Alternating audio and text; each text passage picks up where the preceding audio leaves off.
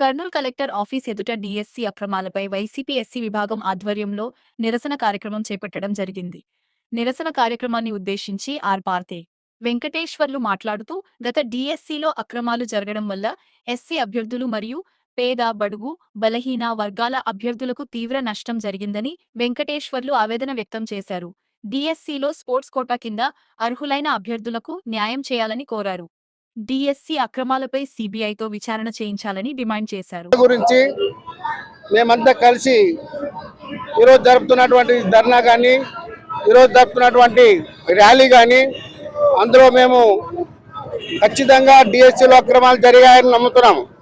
అది ఒకటే కాదు, డిఎస్సీలో 15 లక్షల నుంచి 20 లక్షల దాకా డబ్బు తీసుకొని డిఎస్సీలో ఎలిజిబుల్ కానటువంటి ప్రతి వ్యక్తులకు వీళ్ళు సీట్లు ఇస్తారని, జాబులు ఇస్తారని నమ్ముతున్నాం. కాబట్టి డిఎస్సీలో జరిగినటువంటి అక్రమాలపై వెంటనే సిబిఐ విచారణ జరపాలి, లేదా సిట్టింగ్ జడ్జి ద్వారా అయినా న్యాయం చేకూరులుగా విచారణ జరపాలి. ఈరోజు ఎంతమంది అయితే డిఎస్సీ కోసం సంవత్సరాల తరబడిగా ప్రాక్టీస్ చదువుకొని విద్యార్థులు ఎంతోమంది కష్టపడి చేస్తే అందులో కోటాలో స్పోర్ట్స్ కోటాలో జాబులు ఇచ్చి ఎలిజిబుల్ కానటువంటి ఎలిజిబుల్ కాని ప్రజలకి ప్రతి ఒక్కరికి సీట్లు ఇచ్చినారు. దాంట్లో 42 మంది 24 మాత్రమే స్పోర్ట్స్ కోటాలో వస్తాయి. కానీ 48 మార్చి దాంట్లో ఎన్నో స్పోర్ట్స్ కోటా చేసి ఎలిజిబుల్ కానటువంటి క్యాండిడేట్లకి ఈరోజు అందులో ఉద్యోగాలు ఇచ్చారు.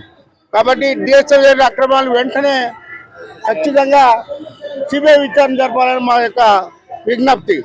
చంద్రబాబు కానీ కూటమి ప్రభుత్వం కానీ చేసిన మోసాలు ఎన్నో ఉన్నాయి, ప్రజలకు ఏమీ చేయలేదు. కానీ మేము మాత్రం సూపర్ 6 అన్ని అమలు చేసినామని చెప్తారు.